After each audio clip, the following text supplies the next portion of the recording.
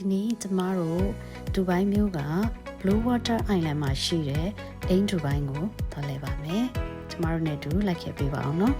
လက်မှတ်ကညနေ9နာရီဖြတ်ထားပါတယ်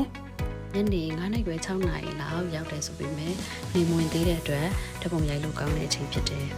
အိမ်ဒူဘိုင်းဆိုတဲ့နာမည်က Arabic နာမည်ဖြစ်ပြီးတော့ English လို့ဘာသာပြန်မယ်ဆိုရင် Dubai Island လို့ခေါ်တယ်အိမ်ဒူဘိုင်းဟာကမ္ဘာအမြင့်ဆုံးနဲ့အကြီးဆုံးဟွေအမျိုးအစားဖြစ်ပြီးတော့250မီတာအထိမြင့်ပါတယ်လက်မှတ်ကိုအိမ်ဒူဘိုင်းရဲ့ website ကနေပြီးတော့မိမိရဲ့ bank နဲ့ direct ဖြတ်လို့ရပါတယ်ကဘင်တစ်ခုမှာလူ48ယောက်ဆန့်ပြီးတော့ဝီးတစ်ခုလုံးမှာတပြိုင်နဲ့လူအယောက်1950လောက်ဆန့်ပါတယ်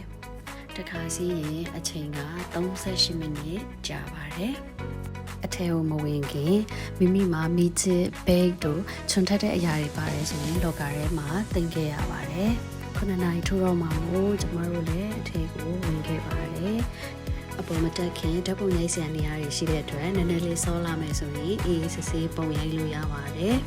အောက်ထပ်မှာဒူဘိုင်းဝင်းနဲ့ပတ်သက်ပြီးတော့လေ့လာလို့ရမယ် information တွေလည်းအများကြီးပေးထားပါတယ်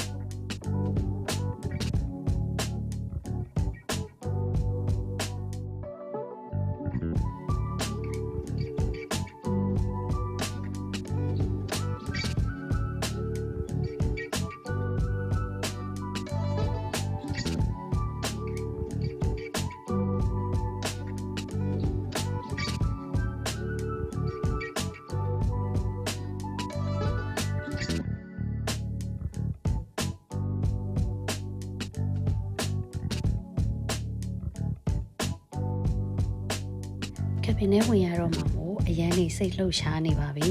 ကျမတို့အပေါ်ကိုတက်ပြီးတော့ကဘင်ထဲကိုဝင်တော့မှာမယ် website က ticket ဖြတ်တဲ့အချိန်မှာ normal ticket ဖြတ်ခဲ့ပြီးမယ်တကယ်တမ်းရောက်တဲ့အချိန်မှာ premium ကဘင်မှာစီးခွင့်ရခဲ့တဲ့အတွက်အရန်ကိုပျော်ခဲ့ရပါတယ်ကဘင်ထဲမှာလည်းမြန်မာဝန်ထမ်းမောင်လေးတယောက်နဲ့တွေ့ဆုံခဲ့ပါတယ်အမြင့်အရန်ကြောက်တဲ့ကျမကပထမဆုံးဒီလောက်အမြင့်ကြီးကိုစူးစမ်းကြည့်ခြင်းဖြစ်တယ်ဒါပေမဲ့ကြောက်စရာမကောင်းမဲနဲ့စိတ်လှုပ်ရှားပြီးတော့ပျော်စရာကောင်းတဲ့ရှုခင်းနေရလဲအရန်လာတဲ့အတွက်အရန်ကိုစိတ်ချမ်းသာတဲ့မြင်ကွင်းကြီးမြင်ခဲ့ရပါတယ်ခဏတာပျော်ရွှင်စရာကောင်းတဲ့အချိန်လေးတွေကိုဖြတ်သန်းခဲ့ကြပါတယ်ကျမရဲ့ channel လေးကနေပြီးတော့ယခုလိုအတွေ့အကြုံအနေနဲ့ information အမှန်လေးတွေတင်ဆက်ပေးသွားမှာမို့ like and subscribe လုပ်ခဲ့ပေးပါအောင်နော်အဆုံးထိကြည့်ရှုပေးလို့ကျေးဇူးများကြီးတင်ပါတယ်